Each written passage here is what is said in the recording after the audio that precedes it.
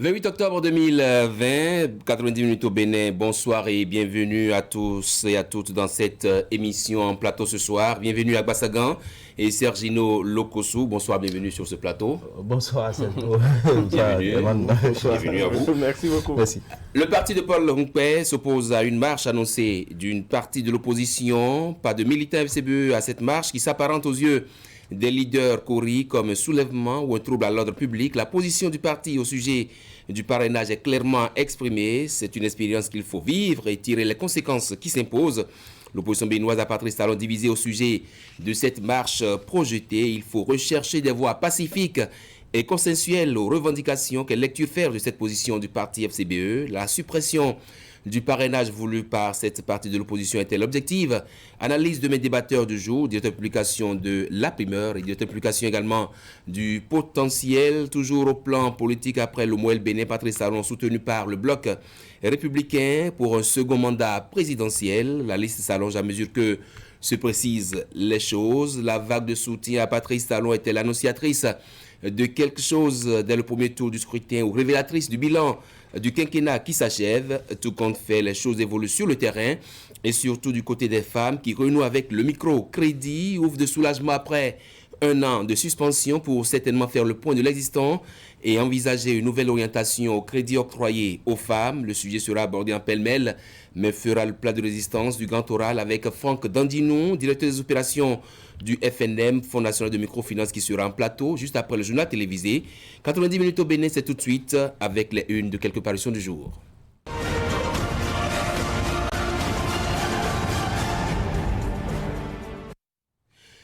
La nation pour démarrer perspective de l'économie nationale, une reprise de la croissance à 6% en 2021, réduction de la pauvreté, le nouveau microcrédit à l'AFIA lancé, la presse du jour, action sociale sous le régime de la rupture. Le gouvernement lance microcrédit à l'AFIA avec d'énormes avantages et puis règlement de la crise post-électorale en Guinée-Conakry. Cellou Dalein Diallo regrette la passivité de la CEDEAO, de l'Union africaine et des Nations unies. Le Soleil Bénin Info relance de l'octroi des microcrédits à l'AFIA, le crédit qui vient à vous, les avantages de cette révolution talon pour l'épanouissement des femmes, les bénéficiaires aux anges. Et puis présidentielle 2021, le BR sanctifie Patrice Talon. Le matin, recherche de mécanismes de résilience au choc sanitaire dans les pays en développement. Abdoulaye Biotchane porte le leadership du Bénin à l'international, relance des microcrédits à l'AFIA aux couches démunies sous la rupture, des innovations et avantages pour le bonheur des bénéficiaires. Matin libre contre la COVID-19, Biotchane et ses collègues renforcent la stratégie de lutte. Et puis, transformation agroalimentaire, Angèle Tawari, l'héroïne des fruits à Natitengu, Bénin intelligent, présidentielle 2021. Le BR pour la continuité et puis inventaire du patrimoine national. Abimbola engage le combat connaître pour protéger, valoriser et vendre. Et puis, cité ministérielle de Cotonou, les travaux démarrent en novembre. Le potentiel présidentiel 2021, Talon s'oppose à l'achat des parrainages et puis assistance financière du gouvernement aux indigents. Les microcrédits aux plus pauvres de retour. Le challenge, velléité de manipulation et de troubles à l'ordre public. Paul Hongpè se démarque de la vendetta et met à nu le complot contre le peuple. Et puis mission du président de l'Assemblée nationale à Kigali, Louis Vlavon nous présente un bilan élogieux et reçoit les félicitations des députés. On finit par le quotidien Maison Fraternité. Approche pour la lutte contre la COVID-19 lors d'un colloque international. Abdoulaye Biotchane fait foi en la science, la bonne gestion de la crise, appréciée face aux émissaires de la CEDEAO, de l'Union africaine et des Nations unies. Pour une sortie de crise, Cellou Dalein Diallo impose la reconnaissance de sa victoire. Et puis Moël Bénin, bloc républicain, les soutiens à Talon s'enchaînent. La vice-présidence, l'ultime équation à résoudre. Et puis soutenance de thèse de doctorat en socio-anthropologie, Gérard Agognon, un confrère, a planché sur l'importance de la revue de presse en langue. Voilà donc pour ce qui est des journaux que nous avons choisis pour vous. C'est parti pour le duel.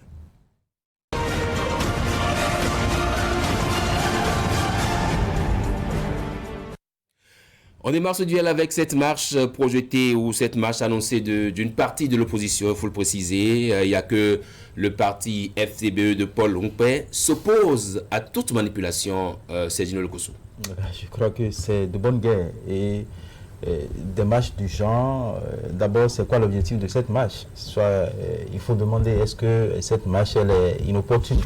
Est-ce que dans un contexte du genre où le coronavirus est en train de faire des ravages, pas seulement au Bénin, mais en dehors du pays, est-ce qu'il faut organiser des marches du genre? Moi, je pense que non, parce qu'il faut véritablement, on n'a pas besoin d'organiser des marches pour revendiquer des choses. Je crois bien que c'est pour revendiquer un certain nombre de choses. Nous sommes à l'approche de la présidentielle et il faut vous dire que depuis un certain temps, les opposants ne se sentent plus concernés par tout ce qui se passe. En tout cas, en ce qui concerne les réformes politiques au niveau du pays, ils pensent que ces réformes sont dirigées contre eux. Je parle des opposants. Et donc, des marches du genre, moi je ne suis pas pour, je comprends également Paul Longpay et compagnie qui refusent de participer à cette marche également.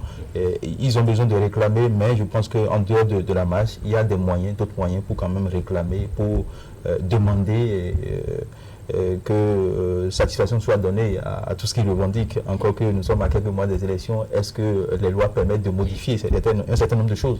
Parce que tous les opposants, ou du moins les opposants dans leur ensemble sont en train de parler du parrainage qui ne les arrange pas, parce qu'ils se disent que comment les députés, les élus du pouvoir peuvent leur accorder le parrainage. Et donc, alors même que ces élus ont garanti le parrainage à des candidats.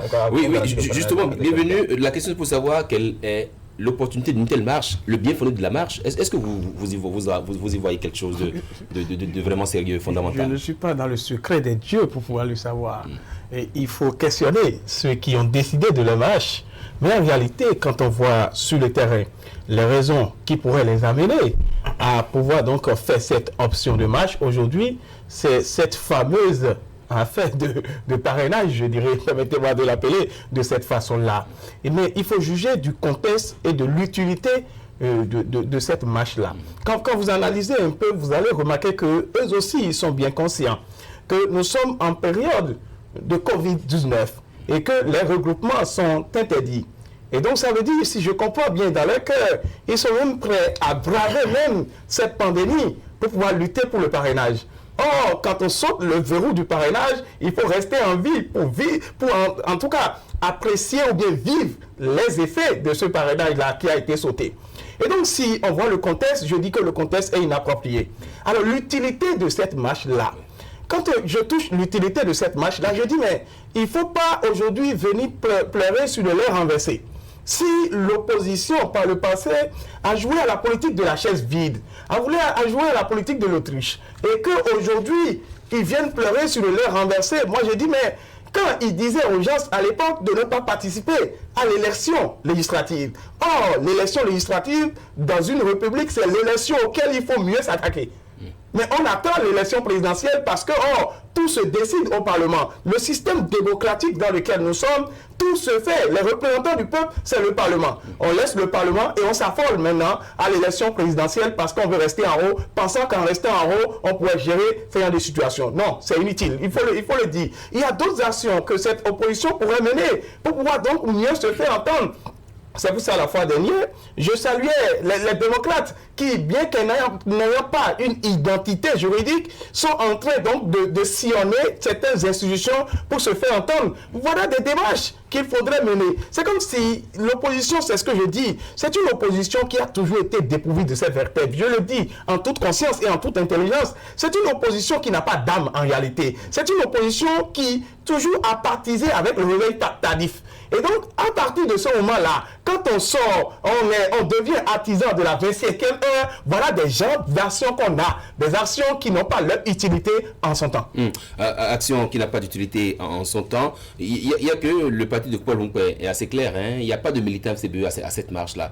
Est-ce pour vous une manière de dire aux militants FCBE de ne pas du tout prendre part à cette marche qui s'apparenterait à un trouble à l'ordre public? Oui, c'est un mot d'ordre qu'il est en train de lancer à ses militants, de ne pas participer à cette marche. Et je crois que c'est bon de le dire, parce que au-delà du politique, de la politique, il faut quand même que les uns et les autres puissent préserver leur santé. Nous sommes en face d'une pandémie et qui ne connaît ni pauvre, ni riche, ni blanc, ni noir. Donc, il faut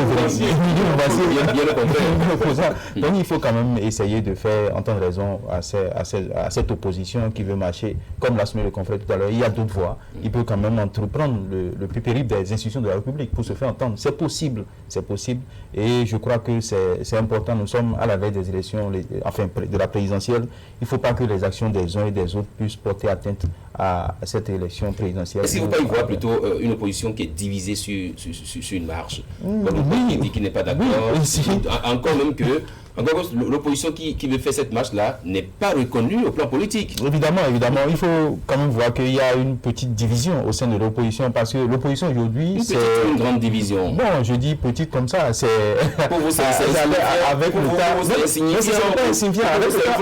Avec le temps, on va apprécier. Avec le temps, nous allons apprécier. Je ne dis pas que c'est insignifiant. Mais ce que je remarque, c'est que le seul qui peut se dire opposant, Paul Humpé, parce qu'il a des élus, enfin, au niveau des communes, les autres n'ont pas d'élus. Et c'est eux qui veulent organiser des marches, c'est eux qui s'appellent opposants. Et parmi eux, il y en a qui n'ont même pas d'existence, comme l'a rappelé le confrère. Moi, je pense qu'il faut revoir cette stratégie, et je les invite à revoir leur stratégie, à mieux réfléchir pour nous proposer autre chose. Parce qu'on a besoin d'une alternance, certes, mais il faut que l'alternance soit crédible. Il faut que les actions des uns et des autres prouvent réellement qu'ils sont en train de défendre l'intérêt général et non des intérêts égoïstes et inavoués. Oui. Et donc je pense que c'est important de revoir leur carte. Ils ont tout intérêt à revoir leur carte parce que la présidentielle, elle est à côté et à en croire les députés de la mouvance, ils sont prêts à donner le parrainage à des gens qui sont un peu crédibles et qui demandent le parrainage en réalité. Bienvenue. Le constat qui a été fait globalement en Afrique de l'Ouest, par ici, l'opposition n'a jamais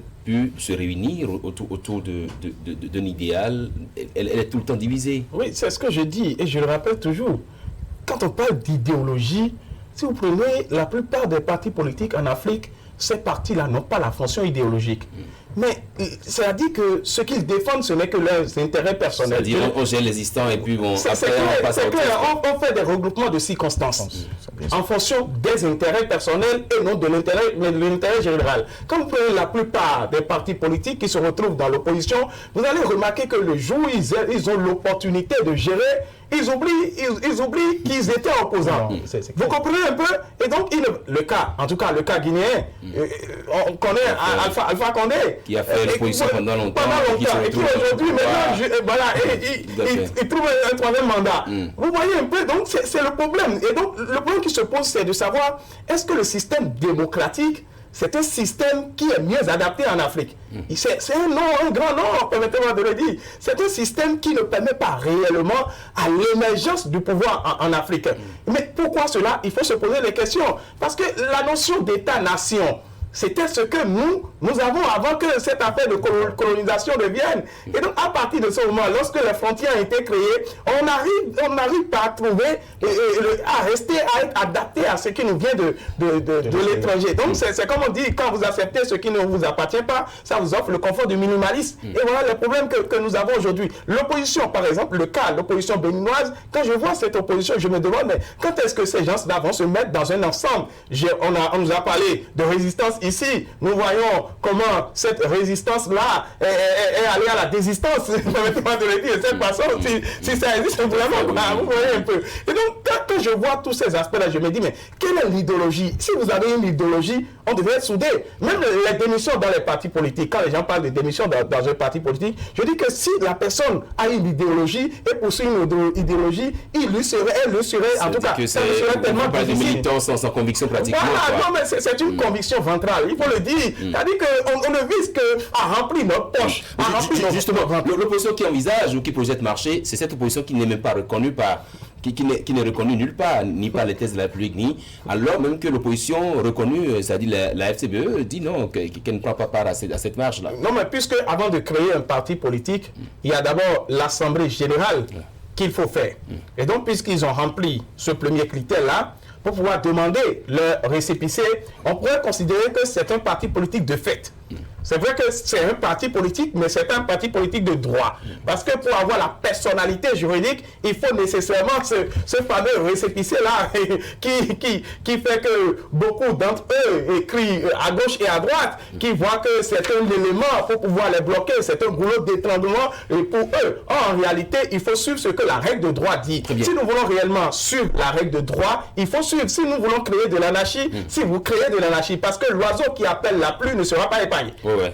Il sera forcément mouillé. Voilà. Justement, cette opposition qui appelle à la marche demande la suppression du parrainage. Est-ce que pour vous, c'est la dernière question, cette demande-là est possible à quelques mois de la présidentielle? Je ne pense pas. D'abord, cela viole la Constitution, parce que nous sommes à 6 mois pratiquement de l'élection présidentielle, et ce n'est pas maintenant qu'il faut demander. C'est depuis que la loi a été promulguée qu'il devrait normalement tirer l'attention. Démarrer cette marche-là. Il a tiré l'attention là-dessus pour dire, avec ça risque de nous bloquer pour la présidentielle. Ils ne l'ont pas fait, et nous sommes à quelques mois de la présidentielle. Maintenant, est-ce que le Parlement va accepter de revoir c'est cette loi-là. Le Parlement qualifié d'illégitime. Va accepter de faire quelque chose. Moi, je pense que c'est compliqué. Je crois que les députés de la mouvance présidentielle l'ont dit, ils sont prêts à parrainer tous les candidats. Il suffit que le candidat puisse aller les voir. On va faire foi à leur déclaration. Oui, on va faire foi à leur déclaration. Parce que juste après du contraire. Juste après du contraire. Moi, je me pose la question, pourquoi il y a cette méfiance-là? Malgré le fait qu'on dise aujourd'hui qu'on peut accorder le parrainage, que vous soyez de la mouvance de quelqu'un sans le soutenir. Malgré tout ça, c'est vrai que ce sont des gymnastiques, il faut le dire. Ce sont des gymnastiques qui visent à asseoir la paix. Parce que si on dit que seulement ils vont parrainer un seul candidat, cela va créer quelques frustrations. Et donc pour éviter ces frustrations, on trouve les différentes manières pour pouvoir donc interpréter la règle de droit afin que la paix y soit, et on a encore de la méfiance. C'est ce qui m'étonne en réalité. On vous aura compris, on passe à un sujet, Dieu c'est vrai, hein, l'un tient l'autre, nous restons toujours en politique avec le Bloc républicain qui choisit, qui sanctifie Patrice Talon, comme l'a dit frère. C'était prévisible parce que... prévisible, alors même que Abdoulaye Tchane aussi, un président, il a eu des ambitions. Oui, il a eu des ambitions, mais il y a des ambitions, il y a également comment faire la mise en œuvre de ces ambitions également. Je pense que c'était prévisible, je le dis, parce que quand vous suivez un peu les uns et les autres, surtout ceux de la mouvance présidentielle, ils disent qu'on ne peut pas quand même engager autant de réformes et laisser ces réformes en 5 ans et pas partir. Et donc, quand vous les suivez les uns et les autres, vous savez déjà qu'ils veulent donner leur onction au chef de l'État. Et c'est ça. Quand vous dites les uns et les autres, vous parlez des acteurs politiques? Oui, je parle des acteurs politiques de la mouvance présidentielle, ceux-là qui sont avec le chef de l'État, ceux-là qui pensent et qui approuvent au quotidien les actions du chef de l'État et qui défendent si bien le chef de l'État. Et moi, je disais que c'était prévisible parce que je me disais que, bon, à l'insu, par exemple, quand j'ai suivi récemment le ministre de la Communication qui a été invité par la télévision nationale et qui disait qu'on ne peut pas engager autant d'actions et laisser en 5 ans. Et moi, je me dis, donc ça veut dire que le président veut venir. Déjà, c'est le parti... Il y a des propos qui annoncent et c'est lui le porte-parole du gouvernement. Il n'est pas n'importe qui, quand même. Il y a le parti Moël Bénin qui a accordé son onction au chef de l'État, qui a sanctifié le chef de l'État. Qui a choisi ça. Qui n'a pas répondu oui à maintenant, c'est le BR qui est l'un des partis du chef de l'État, parce qu'il y a le BR, le Bloc républicain, on attend le Bloc républicain, l'Union progressiste, il y a le Bloc républicain qui est un parti du chef de l'État, l'Union progressiste également, maintenant le BR qui a signifié le chef de l'État. Je pense qu'il reste dans l'UPI. La question ici, c'est ce qui peut-être fait l'objet de débat, c'est le fait que le Bloc républicain est un président, pour ainsi dire en griffe, comme Biya Tchane, qui est présidentiable et qu'il choisit de soutenir Patrice Talon ou de désigner Patrice Talon comme candidat du BR. Ça pose un peu de problème, non? Non, ça ne pose pas de problème. Je voudrais juste demander, est-ce que tout le temps que Patrice Talon est en train de passer, est-ce que vous avez vu Biya Tchane sur le terrain qui montre, en tout cas, est-ce qu'on a vu les faisceaux en raison du fait que Biya Tchane aussi aurait voulu être candidat à l'élection présidentielle. Vous allez remarquer que dans toutes ces démarches, il n'y a rien de ces choses-là. À partir de ce moment, on pourrait conclure que les négociations ont été faites depuis. Et vous voyez, certains ministres de cette République-là, l'un des ministres forts, je l'ai dit de cette façon. La deuxième personnalité du gouvernement.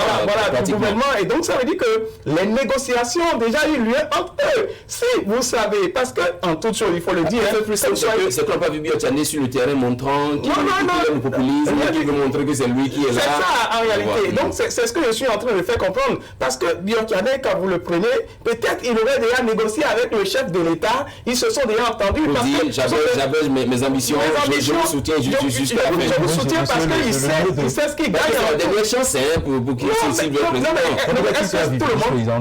Voilà un schéma qui pourrait être tracé. Il peut se retrouver comme colistier de Patrice Talon. Il peut être vice-président. Ça peut arriver à tout moment. Mais ce qu'il faudrait dire, c'est qu'il n'est pas en train, donc il n'est pas, je dirais, un blocus en réalité, ou bien, je dirais, un obstacle pour Biotchane et Patrice Talon n'est pas son obstacle. Ce qu'il faudrait savoir, c'est que les deux personnalités se reconnaissent. En tout cas, ils se négocient des choses entre eux. Et donc, les négociations, c'est que nous ne savons pas. Et donc, s'il a accepté donc ne pas aller, en tout cas, à une élection, on va voir la suite. Peut-être il est le vice-président. Et Robert Bihan, qui est du Bloc républicain, dit nous ne pouvons pas trouver meilleur candidat que lui. Nous aurons le temps d'échanger sur le poste de vice-président. Est-ce qu'il rejoint un peu quelques prévisions de la vice-présidence? C'est ça. Donc, et il y a Blagoulou qui dit nous sommes de la mouvance présidentielle, c'est le contraire qui aurait étonné. Est-ce que le contraire vous aurait vraiment étonné? Non, le contraire m'aurait étonné. Quand je mets l'un dans l'autre, c'est-à-dire les propos du ministre de la Communication au porte-parole du gouvernement avec les propos de ces acteurs politiques qui sont tous de la mouvance présidentielle, je me dis que bon, ça m'aurait étonné. On ne peut quand même pas apprécier autant la gouvernance du chef de l'État et lui dire qu'on ne va pas lui accorder leur onction. Donc moi je pense que c'est de bonne guerre. Ils sont pour le développement quand vous les écoutez et je crois que véritablement ils sont pour le gouvernement, ils font pour le développement de ce pays-là, ils ne sont pas pour les intérêts personnels et égoïstes et que véritablement quelque chose sera encore amorcé et que le président de la République va revenir. Enfin, c'est ce qu'il pense et c'est ce que ceux qui pensent qu'ils travaillent pour le pays disent. Mais est-ce que vous avez à comprendre un peu cet enchaînement de soutien? Mouel Bénin qui a déjà dit notre candidat c'est Patrice Talon, le BR qui dit nous soutenons Patrice Talon, c'est notre candidat, l'UP qui a attendu peut-être sous demain Tamaoulou, je ne sais pas trop, l'UDBM qui dit si Patrice Talon lève la main, on le soutient.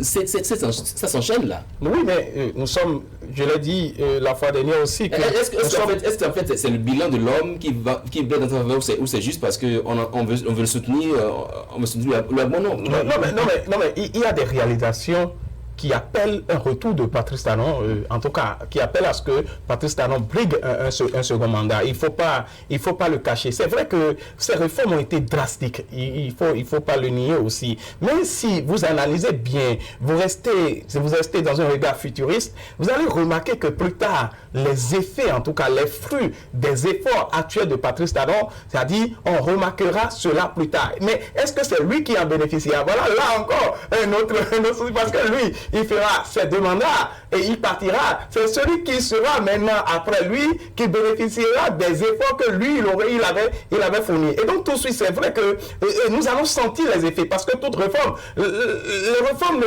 sont pas faciles.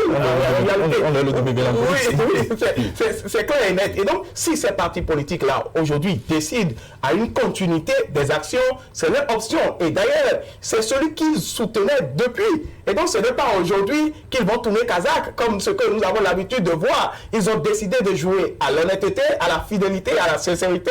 Et c'est ce que nous sommes en train de voir. Ça veut dire qu'ils sont fidèles à leur idéologie. Je reviens là-dessus. Je ne sais pas, peut-être que si Patrice Talon quitterait, en tout cas quitte le pouvoir, ils vont changer d'idéologie. Mais l'idéologie qui consiste à ce que nous soutenons les réformes de Patrice Talon, ça continue toujours avec ces partis politiques. C'est pour ça, à quelques mois, parce que moi je dis, nous ne sommes plus à 5 mois de l'élection, parce qu'en décembre maintenant, les candidatures doivent être annoncées. Or, quand les candidatures sont annoncées, ça veut dire que ça commence déjà. Nous sommes déjà dans la campagne. Est-ce que c'est la sincérité à un idéal ou l'indétrônabilité de l'homme?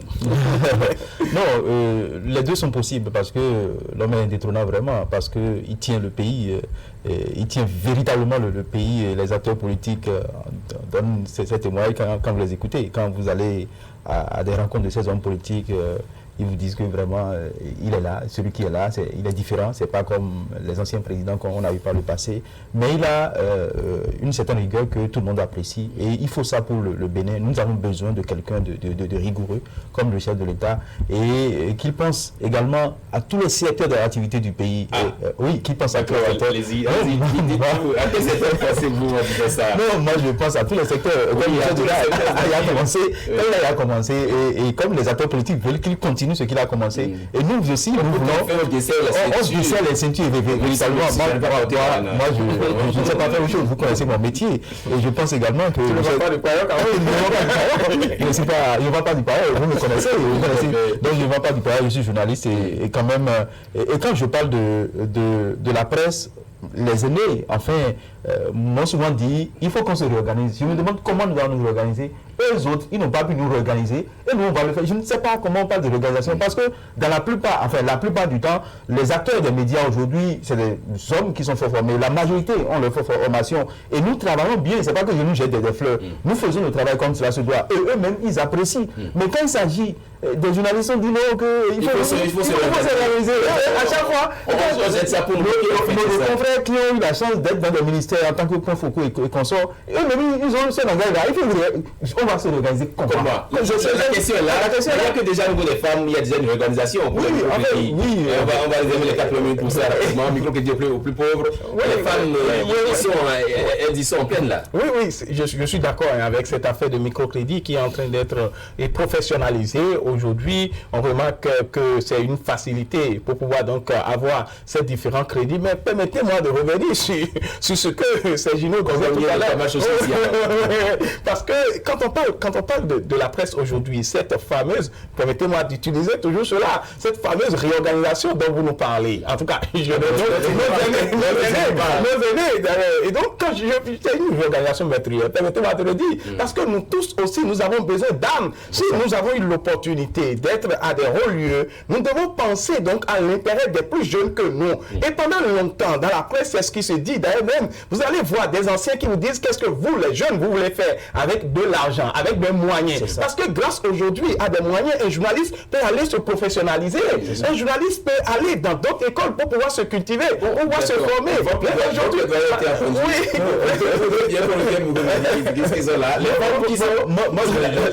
moi, je dis c'est important. Je me rappelle quand l'année passée, j'ai suivi une soutenance à l'université où le président du jury nous disait que il a donné 2000 francs à une dame, et à base de ces 2000 francs, elle est devenue grossiste de poisson, enfin, dans la vente des fromages de soja. Et donc, je pense que c'est très important. Ça aide les femmes, les 50 000, 75 000, les 100 000 et plus, ça peut aider les femmes. Et si le gouvernement pense à ces femmes aujourd'hui, et qu'il ne faut pas le négliger, sont un maillon important du développement de notre pays, c'est de bonne grâce. Pensez aux femmes, pensez également à ceux qui relaient ces informations, à ceux qui sont les griots, qui c'est pas qu'il a déjà pensé aux femmes, mais qui pense à ceux qui relaient. Oui, les affaires des médias. Oui, il faut que ça soit fait. Il faut parce que je pense que lui au moins, lui, président de la République, il a quand même la stratégie pour nous réorganiser. Parce que nos aînés, ils nous disent de nous réorganiser, ils n'ont pas les moyens pour nous réorganiser. Mais le président de la République, mais dès que les femmes ont été réorganisées, et donc, ces femmes-là, ce que je préconise aujourd'hui, et quand ils prennent l'argent en tout cas, qui sort de ces microfinances-là, elles doivent penser aussi à l'assurance maladie. Parce que si elles utilisent l'argent, elles font le commerce, lorsqu'elles tombent malades, c'est-à-dire qu'elles utilisent l'argent, le bénéfice qu'elles avaient trouvé. Aujourd'hui, elles doivent travailler en sachant qu'en vendant un peu, il faut penser à l'assurance maladie. Donc, lorsqu'elle serait malade, elle ne va pas donc investir ses bénéfices dans la maladie. L'assurance va s'en occuper. Et donc, si l'assurance s'en occupe, en tout cas, ceux qui relaient, je vis aussi là-dessus, ceux qui relaient aussi vont bénéficier par moment parce qu'il y aura de la communication. Si l'assurance, en tout cas, les structures d'assurance arrivent à vivre, les organes de presse aussi auront les moyens pour pouvoir donc vivre et payer les journalistes et respecter la déontologie.